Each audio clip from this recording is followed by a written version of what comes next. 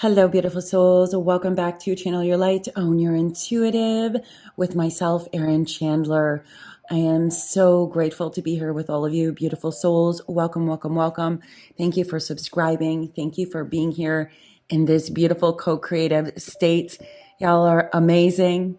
And do not forget that. So I was told this morning to pull a card about balance. And it's really interesting that this card keeps coming out because of the enormity of the shifts in the collective consciousness right now, but also because of the internal landscapes. So the reason I say that is share your message is what I am hearing. Share your message.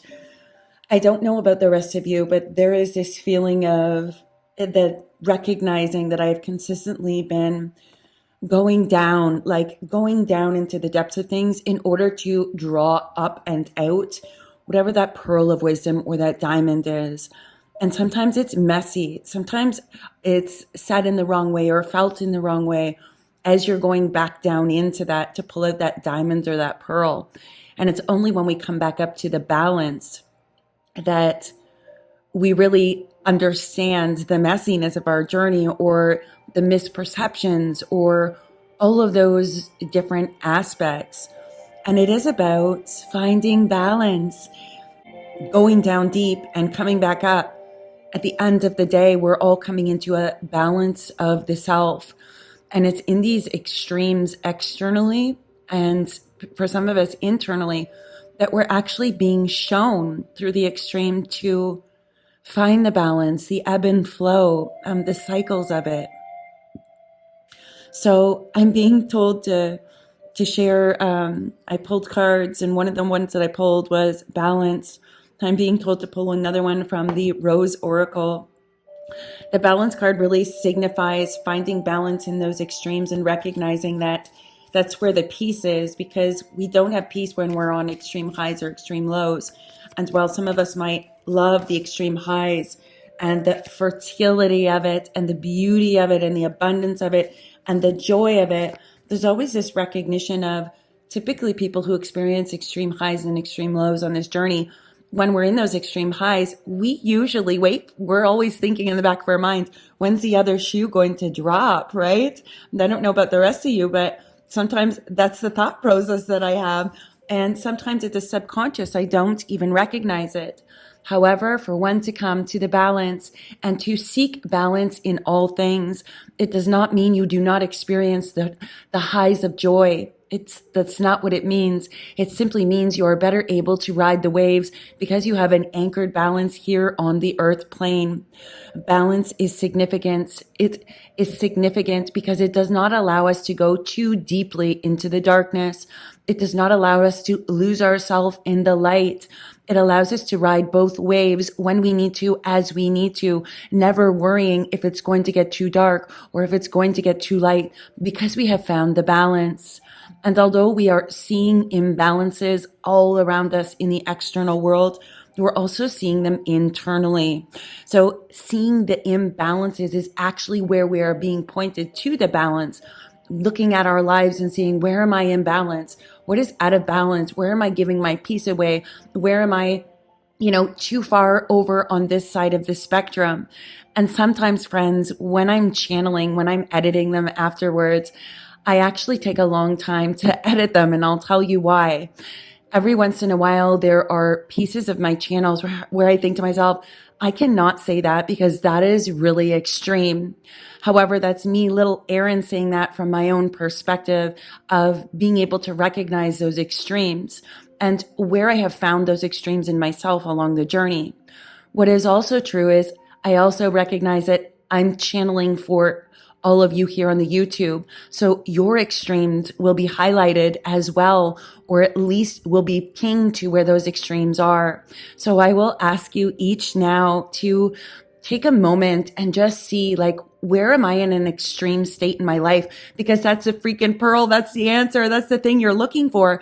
That imbalance that's being highlighted or amplified at this time. The story of your life is showing you that that's the place that needs to be balanced. So when I got up this morning after pulling the balance card yesterday and today, it was very clear, like, sit down, look at your life. Where is there imbalance? Where are you too much of an extreme of overworking on something? Where are you in too much of an extreme of caring too much about this? Where are you in a too much extreme of focusing on a darkness or focusing on this? Those extremes, or that heavy focus on something, or the return of something that's been heavily focused on through the thread and tapestry of your life thus far, is actually showing you the very thing that needs to be balanced. And I'm hearing celebrate this, like celebrate the very nuances and the giant's key. Celebrate the fact that, oh my gosh, look at this big amplification of something that I've been experiencing, this extreme, and it's showing you the balance. Find the balance in here. Find the balance in all things, because that's your piece. We want to be balanced in ourselves because it allows us to have clear discernment. It allows us to be able to take in new information and expand appropriately. It allows us to view from multiple perspectives, and it allows us to be at one with the self. And when we are at one with the self, we ultimately are at one with the all. If we are not at one with ourselves, it is impossible to be at one with the all. As within, so without. Finding balance within allows you to be in balance with the all as well. It is the same. This is a structured analysis, is what I am hearing, of the coherence of the divine mind. So it's so interesting to recognize it in that way or understand it in that way. But I'm being shown, once you see these things clearly, once you turn your focus inwards to your own life, what am I being shown? It's like the dance of life is ignited, because it is through balance that you are able to jump higher. You are able to transcend things. You are able to see what you did not see before and that which was hidden from you. Story of your life, right? Think about it. Think about the nuances of this. And for some of you, it's going to be a ping. For some of you, this has been something that's been coming in frequently, but perhaps it's been fleeting.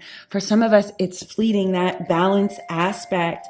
But truly, any extreme that you are sensing right now, whether externally or internally, is actually pointing you the way to the balance. It's pointing you to the way to a total absolute peace.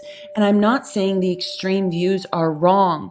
They're actually, I'm being reference of Abraham Hicks, they're actually required. Those extremes are required to call us home. Those extremes are required in order for us to see clearly now the rain is gone, to see clearly the extremeness of somewhere that's out of balance for us. You could look at this on the public eye, on the earth plane, the extremes of war and all of these different things. But so too can you look at it from the internal aspects of the inner self. Imagine if 90% of the collective consciousness was suddenly turning inwards to find their balance and their discernment and seeing from different lenses and perspectives what they did not see before. Imagine how differently this earth plane would be functioning. And this is why everyone must go within. Side note, this is also why many are turned outwards. Many are conditioned to not trust themselves and not look within, but to give their power away to external forces. Because if you look within, guess what? None of us are going to want war. We are all going to want peace. We are all going to suddenly have a compassion for our brothers and sisters, seeing things we didn't see before, seeing where we laid judgments that were perhaps not appropriate, but coming from an extremism of a belief system. These are all powerful thoughts to think about. Food for thought is what I'm hearing. It's a food for thought. The spirit and the divine does not force you to change your mind. They simply ask questions. They simply propose paradoxes, ideas, thought forms, nuances that allow you to have some critical thinking. A lost art is what I am hearing. Critical thinking is a lost art on the 3D earth plane. And this was on purpose, to take those away from critical thinking and shuffle them all into the box, removing their discernment, teaching them to place their trust outside of them, that they cannot trust themselves, and leaning them towards the left or the right. Never can allow for balance. Never. You cannot be in balance if you're extreme left or extreme right. It is very difficult. I am giving the reference of somebody who is deaf. Think about somebody, let's say they're deaf in their left ear. They had to find a balance for the state of the right side, not being able to hear clearly. They have to find a balance, and vice versa. Let's say somebody is deaf on the left side, but they hear very clearly on the right side. They have to find a balance in their internal landscape, in their equilibrium inside of them in order to find that balance. For those of us that are privileged to have both left and right hearing clearly, we are called to look within, to have a balance within of the extreme left and the extreme right, right? Because naturally, as we are raised in these upbringing, this is not where I thought this journal was going, but I'm going to roll with it because I feel it is valuable information. We are often called to teachers that are the essence or the embodiment of balance. When we need to find balance ourselves, that is one path. We often look for peace when we are surrounded by chaos or feel chaos.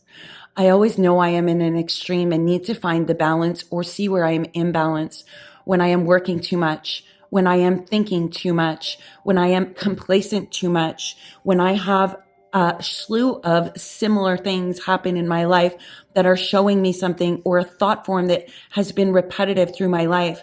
Those are the extremes that we're being asked to look at. And that's how I try to, as much as I can, look at those imbalances to say, what is this showing me?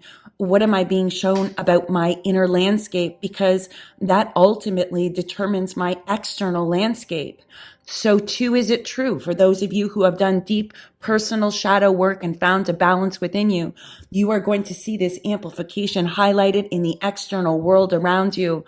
You will be called to have an ultimate test of your peace and faith, is what I am hearing, based on the illusion of the chaos around you. Can you hold steadfast and hold your ground to this, making active decisions from a place of balance and discernment, neither being swayed by the left or the right? Although some people view these things as tests, I do not. I view them as opportunities. I view them as opportunities for us to find the absolute power and presence of the divine self, of the discernment within, of the peace, of the loving kindness. I'm being reference of Jnani, and I don't know that I'm saying that right, and a Hindu master or an Indian master. I never forget his face because he is so clear. He is an essence and a power and a force to be reckoned with in the energetic spiritual forms. I am everything and I am nothing is the embodiment of me. And I'll have to link one of his documentaries below for you because it's profound. But he spent his life sitting in meditation, denying the bodily self, not because we are supposed to deny the bodily self, but he is an example, I am hearing, a testament to the ability and capability of consciousness. In his denial of the bodily self, he was showing us so many things. And that was part of my purpose, is what he is saying. That was part of my purpose, to dive deeply into the essence and the esotericism of consciousness, of the all, of unity, of energy, of all those beautiful things. But so too, in this deep dive, did I relinquish my bodily needs and my factors? Fortunately, I had others to look after me, but most on the earth plane do not have that. So to dive deeply into that esotericism or that energetic field of spirituality without encompassing the bodily form can be detrimental to many and has affected many on the earth plane. That's a side note for somebody on here. He's nodding his head at me. Somebody on here who has dived so deeply into spirituality and all those beautiful energy things that you have forgotten to master the 3D earth plane. We are here to master the 3D earth plane by anchoring and weaving these spiritual energies, the holy formless energies, bringing them into form, rooted on the earth plane so that they can be embodied rather than the distorted imbalances that have been existing on the earth plane for far too long. Ancient. He says, my gift to humanity was highlighting the fact that my focus on my energy, my essence, and my consciousness, and being at one with all, one showed the capability of the human body to survive, the ability for energy to sustain us. But so too did it highlight another more important factor. As I came to, because I had harnessed such an energy within me, a cultivation of deep presence of the power of the unity of the all, the one infinite creator, and the formless forms into the body. Because I did this, Anyone that came near me was automatically touched by my frequency, so powerful that it was able to bring peace to those around me. It was so powerful that it was able to quiet the minds of those around me. He says that is a gift and also a teaching, highlighting the essence of why it is important to work on the self. When you are in a total state of balance and peace, so too does that energy, your frequency, ripple out to those around you. Imagine if 90% of the population focused on this peace and balance within them, each walking their own journey, each fulfilling their own soul's mission, each sitting in the balance and the presence and the power and the seat of the power of the self and the divine embodied as one. How much peace could we ripple simply by embodying the peace within? He says this is also a lesson in energy entrainment. Those with powerful energy, you will notice your frequency changes when you engage with them. You will notice their energy call to you before they have shown up in physical form. This is a powerful gesture, understanding and knowing, both for those who are in the states of powerful energy in a teacher role. But it is also a call to those of us who are learning to cultivate these balances and looking within to find the inner peace, reconciling the duality into a oneness, utilizing that duality, for that is oneness as well. It is this recognition in its totality that we understand. He's saying fate, that we absolutely understand the power of our oneness in the one individuated soul. Think about in a game of soccer or football. I'm being referenced as England football, but soccer for me where I am. He says, notice that it is a team, a group effort. And yet, when you remove one member of the group, or if one member of the group is at an all-time low, is unable to lift themselves up, this naturally affects the rest of the group. If the rest of the group ignores that person's incongruence of energy or what they are struggling through, this means their team is no longer as powerful because they have lost a member of the group, or a member of the group is not in alignment with the energy. And yet, if the entire group surrounds that one individual, raising them, seeing them, viewing them, acknowledging them, that individual is then healed and raised and finds their balance. And so too does the rest of the group find a strength in this as well, and finds wisdom from that one individual teammate. This is how we are called to move together, honoring each journey as it is and recognizing our power as individuals to raise groups up or to bring them down. Because who wants to bring a group down? Only one does that. I'm being told this is a specific message for somebody. There is an individuated soul. I am not sure if this is someone related to you. Yes, let me tell you, related to you, whether it is a friend or in a group or simply viewing or observing, I am not sure. But this individual takes pleasure, schadenfreude is the word coming in, takes pleasure in bringing other people down, takes pleasure in people. That makes me want to cry. Breathe. I am being shown to see the imbalance, to find the balance. I love Spirit, how Spirit helps me on this. And I hope this is helping you too, as you see my process, because everyone's process is different. Perhaps it is valuable to a soul on here to understand another's process as a validation and confirmation of their own sacred process. You are not doing it wrong. You are following your own rhythm. Please trust this. Your soul, individuated soul, is powerful and matters and is of great importance to the collective. Without you, there is no collective. And without the collective, there is no you. That is the power of this teaching, says this Master Sri Ramani, I want to say.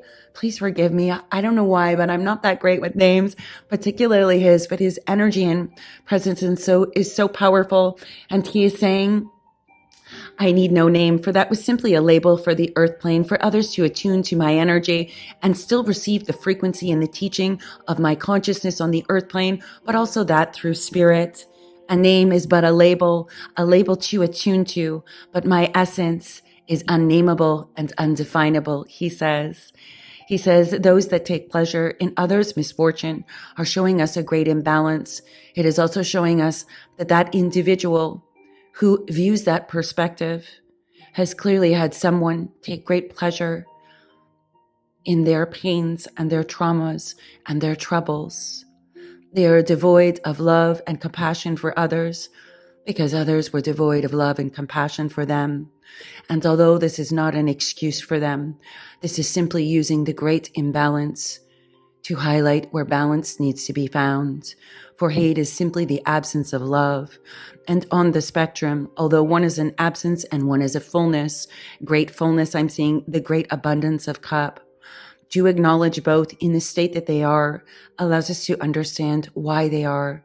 And this is how we utilize the duality in the great consciousness in order to find oneness, in order to find compassion. Perhaps you have been dealing with somebody who is that kind of an energy. Perhaps you've been dealing with a narcissist who takes pleasure, creates lies, does not want you to feel joy because they are joyless. You taking a further step into your joy and finding your balance, one, does not allow that energy to affect you or impact you negatively. And two, it shows them that goodness and light exists and that they are loved despite being loveless. And that, my friends, I'm being told by Spirit, is such a profound and great gift, both to you and to them. I'm being told that this channel is to be closed here. I hope that you enjoyed this. It was unexpected as always. I am always expecting the unexpected when it comes to Spirit. And maybe come into that balance, into the center state, enveloping all in that energy of peace, using the imbalance to highlight where we are called to come into balance for the self. I am sending you all much love, light, peace, healing, and transcendence. And of course, beautiful souls, if you wish to connect with me for a private session, please scroll down in the video description box below. You will find a link both to my website as well as to sign up for our email subscriptions. And in addition, you can find any access to our 21-day spiritual expansion courses. This is an amazing course. I've had incredible feedback. So please lean into that if you feel called and expand into the multidimensional self and lean into the oneness of the divine Mother, Father, God. I will leave that with you. Until next time, beautiful souls.